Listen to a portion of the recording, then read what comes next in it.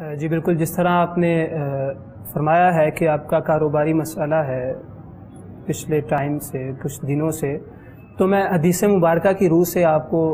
اس کا حل بتا دیتا ہوں، اس کا سولوشن بتا دیتا ہوں کہ میرے اور آپ کے نبی صلی اللہ علیہ وآلہ وسلم نے ارشاد فرمایا من لازم الاستغفار، فرمایا کہ جو شخص پابندی کرتا ہے استغفار کی جعل اللہ لہ من الضیق مخرجا، تو اللہ رب العزت ہر غم سے نجات، مخرجا ومن کل ہم فرجا، اور رب تعالیٰ ہر مشکل سے نکلنے کا رستہ بنا دیتا ہے۔ فی الحال آپ پر ایک مشکل وقت ہے کہ آپ کو کاروباری مسئلہ ہے،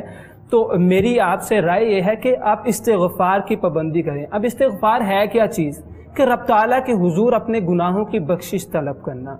رب تعالیٰ کے حضور ہر شخص جو ہے، لازمی نہیں کہ جو بھائی جس نے مسئلہ بیان کیا ہے اسی کی پرابلم ہے، یہ کاروباری جو پرابلم ہے گھر گھر کا مسئلہ ہے یہ۔